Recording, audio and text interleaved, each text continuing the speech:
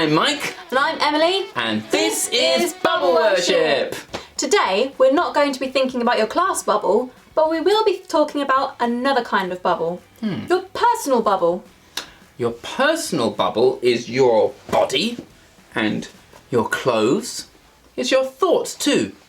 It might include your bag and your things. Maybe you've got a diary or a space at home that is yours privately for you. All of these things make up your personal bubble. And you can choose who to let in or not let in. In other words, you can give or not give consent. I wonder if any of you have heard this word before. Consent. It means to agree or allow something, to say yes or no. So consent is a bit like a door into your personal bubble.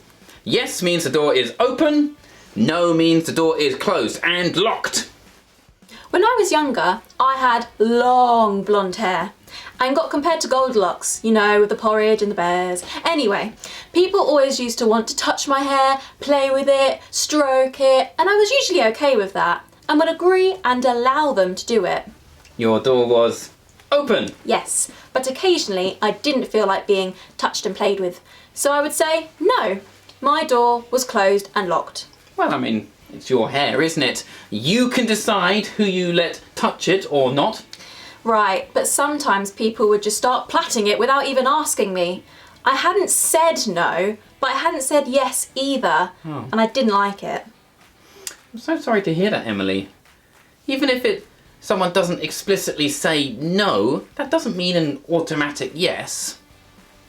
I read in the Bible that God gives us power, love, and self-control. Power over our personal bubbles, love for other people's bubbles, and self-control to listen and respect others. Power, love, self-control. Fantastic. I wonder, what is easy to say no and yes to? How can you say no but without using your voice? Is it okay to change your mind? Say no, and even if you've already said yes earlier? Pause!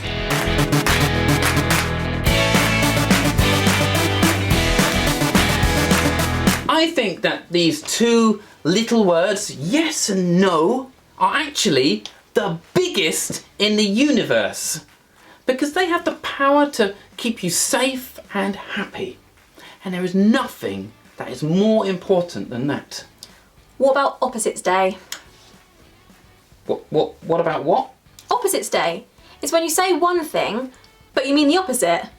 What about Pinky Promises? What? Pinky Promises, when you say yes and mean it forever, not like the other times. I mean, Opposites Day and Pinky Promises, they sound like fun things, Emily, but I always remember what Jesus said. Let your yes be yes and your no's be no's.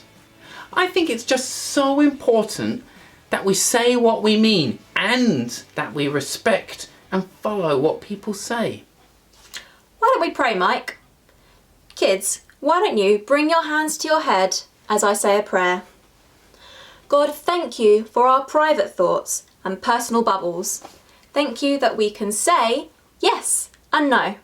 Help us to listen carefully to others and recognise when they have opened or closed their doors. Amen. Amen. See you next time. Bye! Bye!